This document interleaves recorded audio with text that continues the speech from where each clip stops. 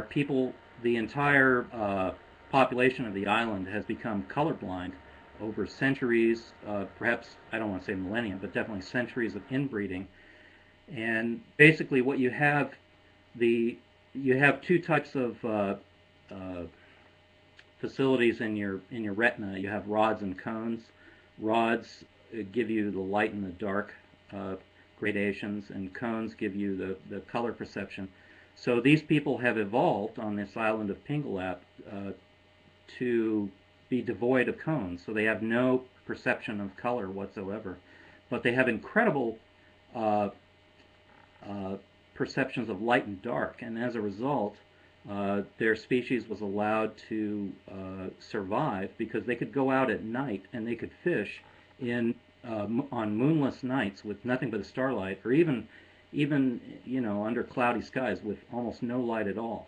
And I mean their perceptions of light and dark and gray had compensated for the fact that they'd lost all their color perception. Well, see, And they didn't really lose it. That's the catch. The catch is that it migrated. So it's like the neural energy was the same amount of neural energy devoted to sight, let's say. And so instead of wasting neural energy distinguishing color, it migrated those neural connections to highlighting more resolution in black and white contrast. So yeah, it's not so much losing something, it's that it was a migration, a conversion. It's like a conversion of your nose into a second tongue or something, or I don't know what the analogy would be, but it's like you got the same amount of mental connection, you're just devoting it to a different purpose. So just like our brains back 40 or 70 or 100,000 years ago started taking language more seriously and devoting more resources to language, which gave us eventually the capacity to do this whole vocabulary thing, which gives us what appears to be a superior intelligence, but really might just be a better ordered intelligence. So theoretically, I like throwing this question at people.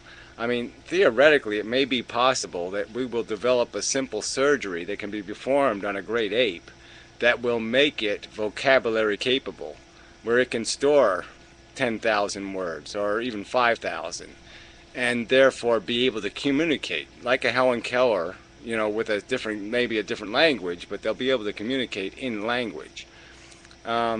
And they may be able to be just as intelligent as we are, or at least as intelligent as, you know, the average human. yeah, you articulated the point better than I could have.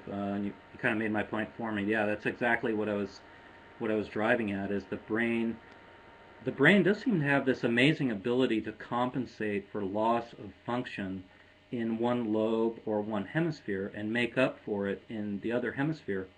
Uh, I live in Marin County.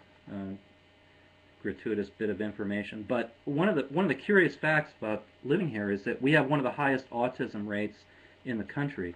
One in 147 children in Marin has autism, which is just unbelievable. So there's something going on here. I don't know what. But the interesting thing The about these alcohol again. Back to the well, alcohol. it's got to be more than that, though. You're all a bunch of drunks. Yeah, Uh, yeah, yeah.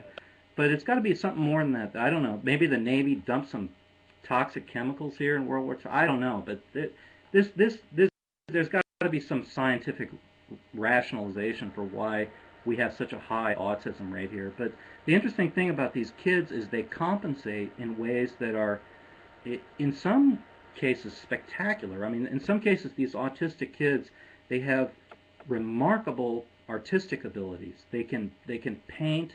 They can like look at a building, take one look at a building, and they can memorize everything about that building, and they can go back home and they can sketch that building, just having seen it one time. So yeah, well, that's idiot savant, and that's, yeah, I don't even know. They're calling everything autism now, which is a little tricky.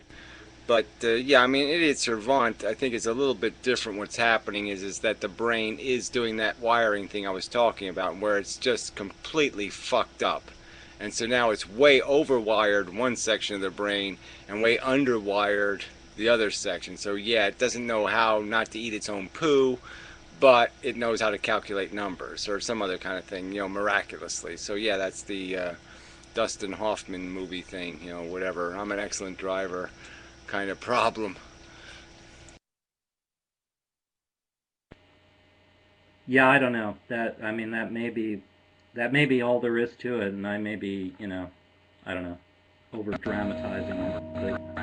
Well, I'm just saying, it's again, I think it is an example though that the brain has capacity, and you can utilize the capacity in different ways. I mean, they say Einstein, they say his brain was basically a bit fucked up, okay, and that one section of his brain was overwired, and that might explain why he had terrible hygiene habits. A lot, his hair was a mess. I mean, there's a lot of things he was just a mess at, and here, but he could do this conceptualization thing, because those centers in his brain were, had more blood supply and neurons. I mean, so yeah, it just got a little. You can go on forever on speculating about this stuff, but I just think it sort of fits with my theory that the brain definitely has a capacity, and it's more how it's wired, hardwired, and also what you do with it. I mean, I personally had a stroke, and that was a really good learning experience for me in terms of actually experiencing having to do that relearning thing, and just how the brain battles over space. You can really feel this idea that where people say when we use 1/10 of our brain or some other kind of crap, and it's like bullshit, because I could feel my brain fighting over who gets to own pieces of it, because I had to. It's like you definitely had to steal from your own awareness and consciousness to be able to function, because you could feel the hard drive. You could feel that the hard drive only had a little bit, 10 megabytes left on it, and all the parts were fighting over who gets control of those last 10 megabytes. Wow, it's really interesting. I didn't know you had a stroke. I mean, it's not visible. It's not apparent in your movements. Because my father had a stroke, and I saw the devastating effects that it had on him. And I mean, I don't notice any of that. I guess was it a mild stroke or? Well, I mean, it was major the day I woke up. I mean, I had nothing on my right side, so it was complete wipeout. Um, but in a week I got back about 50%, and and then the rest took months. It took 6 months before I could walk without a limp and all that shit. But yeah, I mean, I got most all of it back.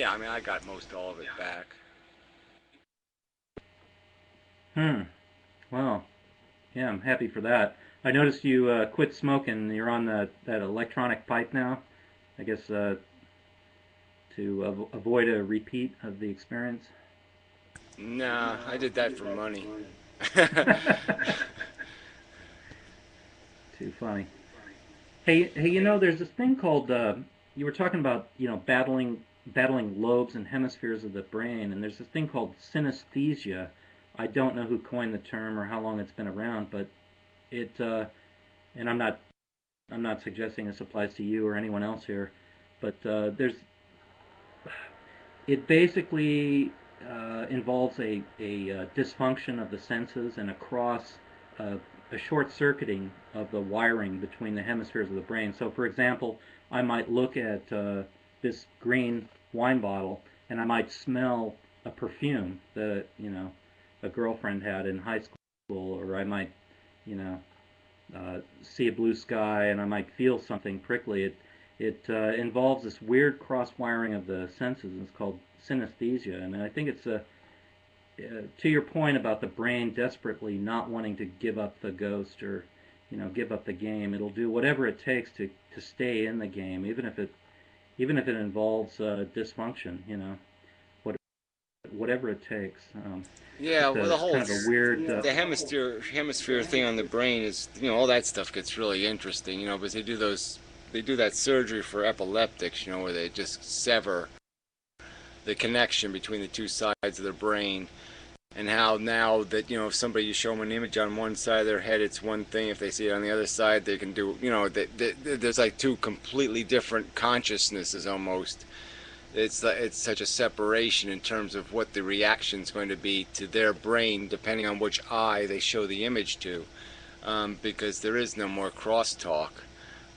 Not directly, not the immediate crosstalk. It has to like take the long back roads to do the communicating, and so that, yeah, that's all really interesting stuff. I mean, you can really play with that in terms of how we actually build our understanding of something, and whether it's that it's both a language thing, a word, it's an image that memories that are brought up, and it's like throwing a whole, it's like a Google search in a way, and it's just like they throw all the crap in one little page and this little blob, and somehow your brain filters that blob into something that turns into your learned patterned response and the way you connect things and how your brain validates that. I mean, all that's really interesting shit.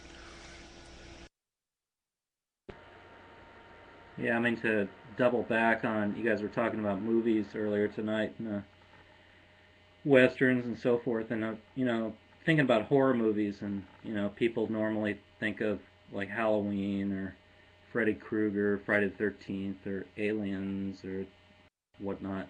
For me, the most horrifying horror movies are the ones dealing with people who aren't in control of their own minds.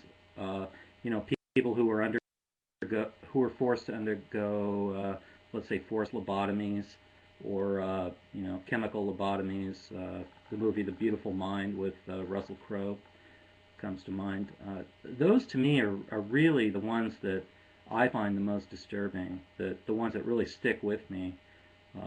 Not your Friday night B movie slasher movie, but the ones where people uh, have their mental capacity ripped from them by a medical establishment that like you just brought up, severing the two hemispheres of the brain with the surgical knife. I mean that I don't know why, but that really gives me the heebie-jeebies.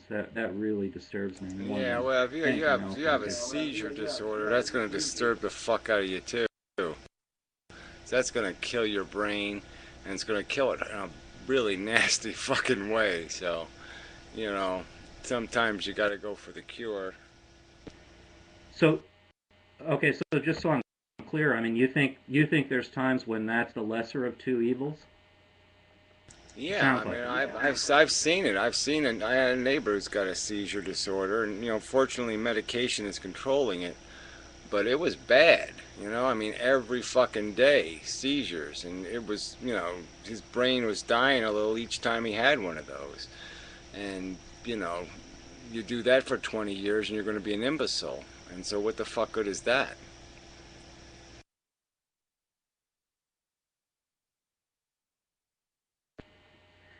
Yeah, I guess I'm I'm just not as hardcore as you. I mean, you're really hardcore. You've got it.